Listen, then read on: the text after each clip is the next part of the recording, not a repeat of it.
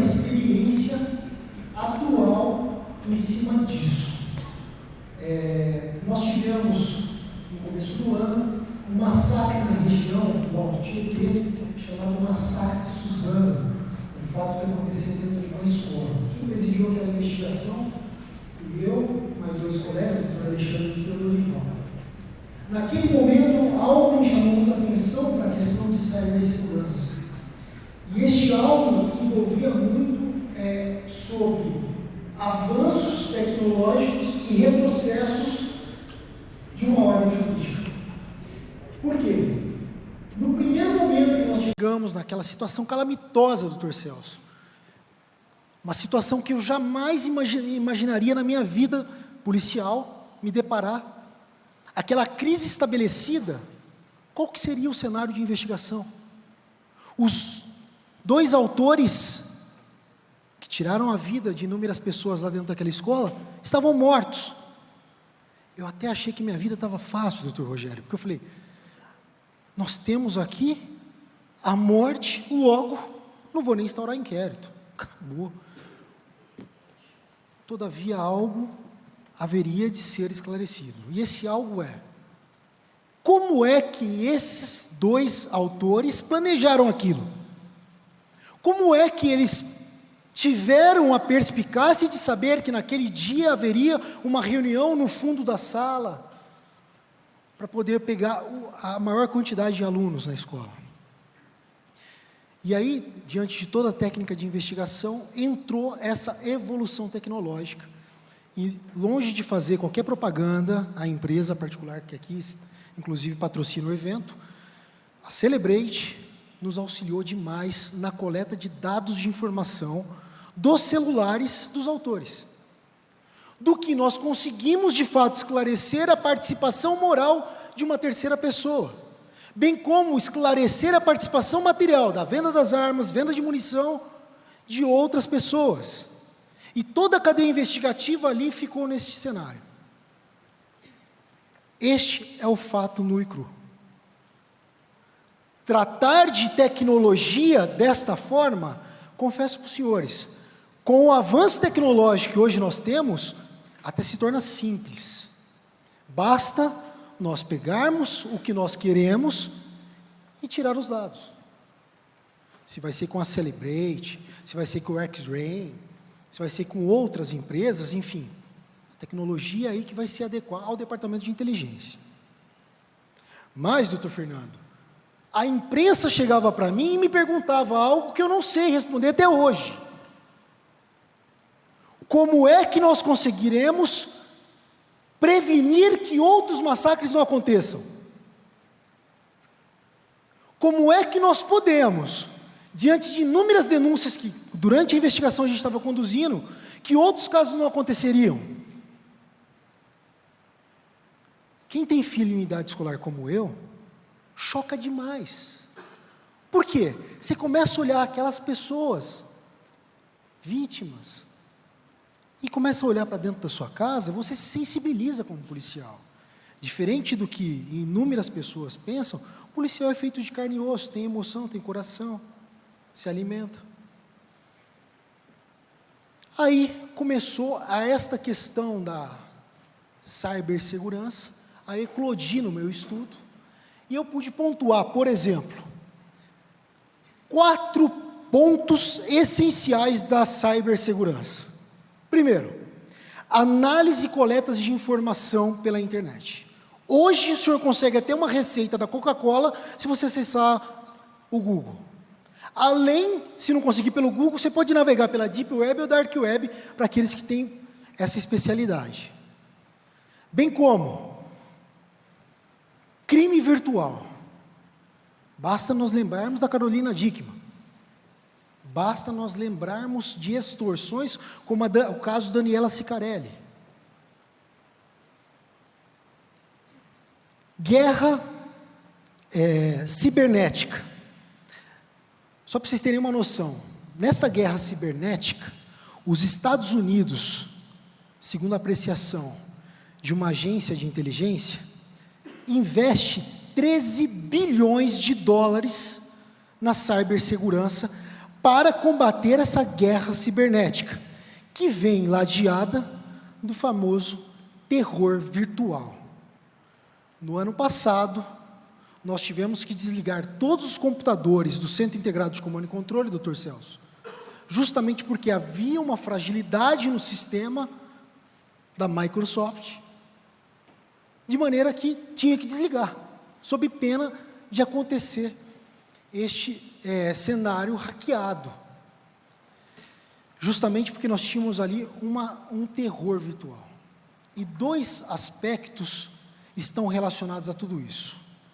E aí eu comecei a entender, doutor Fernando, como é, doutor Rodrigo, que nós podemos prevenir as questões envolvendo crimes virtuais, ou terrorismo virtual.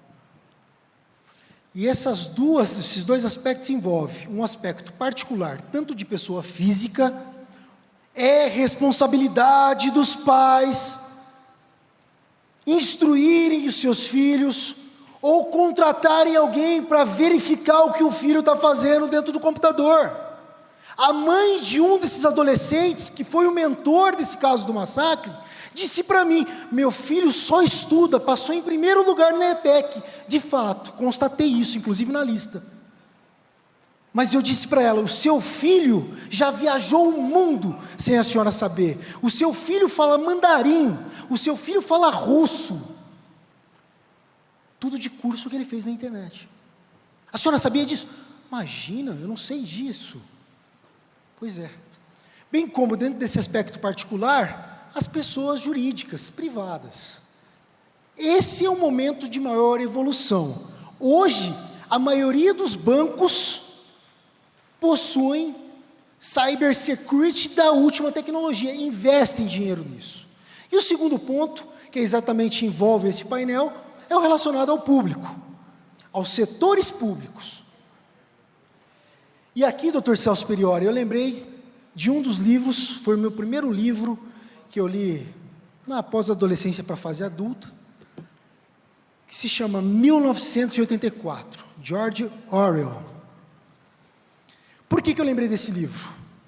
Nós chegamos num momento, que é 2019, previsto por George Orwell para 1984, que a sua televisão pode estar te fiscalizando, que com a sua televisão smart pode estar te analisando, que o seu celular, quando você entra dentro do banheiro, pode estar gravando o que você está fazendo dentro do banheiro.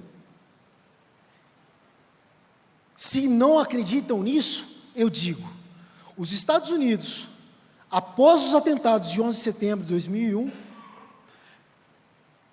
lançaram a chamada Lei Patriota, Patriot Act, que vigorou até 2015. O governo Bush vai e estabelece uma outra lei, chamada de Freedom Act, remanejando algumas questões envolvendo a lei do Patriot Act. E agora, 2018, eclode a chamada lei do Cloud Act, ou seja, a lei das nuvens. Gente, vocês pararam para pensar? Onde está essa nuvem? Essa nuvem que eu guardo as minhas fotos, essa nuvem que eu guardo os meus documentos, os meus dados, onde está? Onde fica isso? Ah, num servidor. Esse servidor está com quem? Bom, o Brasil vem evoluindo muito nesta questão. 2014, Lei do Marco Civil da Internet, protegendo dados dos aparelhos de telefone. Bem como, agora, 2019, a Lei Geral de Proteção dos Dados da Pessoa Física, evoluindo muito. Mas querem ver a dificuldade agora da investigação, tornando a investigação dentro desse cenário? As comunicações estabelecidas em redes sociais, nos directs, ou então em aplicativos de bate-papo, WhatsApp, por exemplo, Telegram, devem ser juridicamente protegidas como, Dr. Rogério? Como interceptação telefônica ou como quebra de sigilo de dados telefônico ou telemático. Santa Catarina foi pioneira em levar isso para o STJ, ministra Laurita Vaz. Ela vem e fala, o delegado de lá que estava presidindo uma investigação, fez o espelhamento do WhatsApp do alvo, referendado e autorizado pelo Poder Judiciário, tratando o assunto como uma interceptação telefônica. Bateu no STJ, prova ilegal. Por quê? Porque o assunto não se assemelha e não se associa à interceptação telefônica. Então, ao meu ver, inclusive, ele se aperfeiçoa e se associa melhor como interceptação telemática. Ponto 1. Na interceptação telemática, que vai seguir a própria lei de interceptação telefônica, nós temos um outro problema. Um problema, exatamente, Zé, tudo bem? Um problema relacionado exatamente com a questão de tratar esses dados. Tratar esses dados como, Jaime? Pergunta essencial. Necessário se faz autorização judicial para acessar esses dados? Seguindo uma doutrina garantista, como a Polícia Civil do Estado de São Paulo segue, e eu falo isso porque sou professor da academia, o doutor Fernando está aqui também, é professor da academia e segue a mesma posição, tratando isso como dados, sim, necessário se faz pedir a autorização judicial. Mas eu vou dar uma apimentada agora e já vou levando ao encerramento, doutor. Numa situação flagrancial, Zé, abordou um indivíduo e com ele foi encontrada a materialidade de um crime. Nós temos ali estabelecida a autoria e materialidade. No bolso desse indivíduo, nós temos o smartphone dele. O policial está autorizado a acessar aquele smartphone para coleta de dados sobre esse fato flagrancial que já aconteceu? Posição majoritária hoje da jurisprudência é que sim, ele está autorizado. E o que autoriza o policial, gente? Artigo 6º, inciso 2 e 3 do CPP, e artigo 240, parágrafo 2º do CPP. Eu tenho que, no local do crime, arrecadar tudo sobre o fato, inclusive provas, e na busca pessoal, se houver fundados, suspeita, na revista que tenha no bolso dele carta, eu vou poder arrecadar sim. Então, se assemelha na nossa jurisprudência a coleta desses dados no celular como se fosse a coleta de uma carta. Este é um ponto interessante. Por quê? E agora eu lanço mais um desafio da investigação. Hoje, interceptação telefônica de chamada de voz ou de chamada de vídeo de qualquer aplicativo, Telegram, WhatsApp, não é feita, não acontece. Hoje, a interceptação telefônica não pega este tipo de chamada. Eu estou dizendo isso, Jaime, e assumo total responsabilidade. Se alguém aqui me comprovar o contrário, pelos meios legais e disponíveis, eu vou agradecer porque eu vou aprender mais uma. Como você consegue então isso, Jaime? Por meio de aplicativo espião. Por meio de aplicativo espião, nós conseguimos. Aplicativo espião, doutora Mayra, é legal? Eu tive uma provocação dessa. O doutor Rodrigo me conhece, quem me conhece também sabe. Eu fico com esse barulho, doutor Celso, e na linha de frente agora de investigação, com um alvo de organização criminosa, primeiro comando da capital, no Alto Tietê, o Zé está aqui, conhece até quem é o alvo.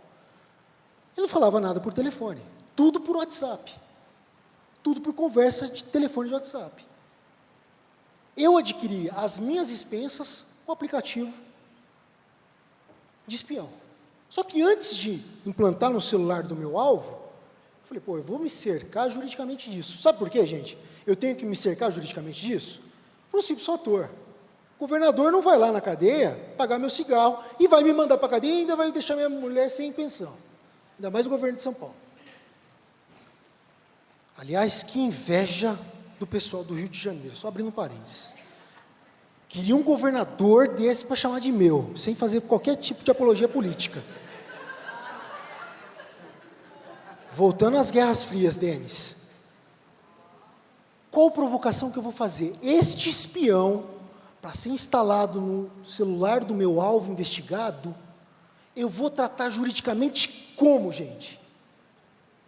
Francisco Sanini, que esteve aqui ontem, meu irmão mais novo, tem a posição dele que seria por meio de uma infiltração policial virtual. Então, ele entende que esse tipo de aplicativo espião no celular do alvo seria uma espécie de infiltração. Eu encontro resistência nesse pensamento, pelo fato de que, conceitualmente, infiltração é você se passar por outrem para justamente analisar aquela questão da organização criminosa. Prefiro tratar como, e como eu tratei na comarca, como sendo ação controlada de monitoramento virtual. Fizemos uma representação para ação controlada. E qual o mecanismo que eu vou utilizar nessa ação controlada? A instalação de um aplicativo espião no celular do alvo. Foi deferido? Lógico que não. O juiz me chamou na comarca e falou: ô Jaime, você está muito louco, ou você está querendo que eu te autorize a colocar você é hacker agora, o que está acontecendo na tua vida, pelo amor de Deus? Você não fez nenhuma merda nessa interceptação não, Jaime? Eu falei: fica tranquilo, doutor. Só, entanto, não fiz que estou vindo aqui tentar seu aval. Você está querendo fazer minha mão, Jaime? Porra. Eu falei: calma. Qualquer coisa a gente contrata o doutor Rogério. A Associação dos Delegados de Polícia vai pagar. Gente, essas são as questões. Foi indeferido o pedido nosso. Como é que a gente fica? Tentando correr para lá e para cá, para achar outros mecanismos para poder investigar aquele nosso alvo. Então, essas são algumas balizas, muito brevemente, até para dar oportunidade para os demais e para eu poder ir trabalhar, que eu queria pontuar com os senhores. Agradeço imensamente mais uma vez o convite e a todos que nos ouviram aí. Muito obrigado.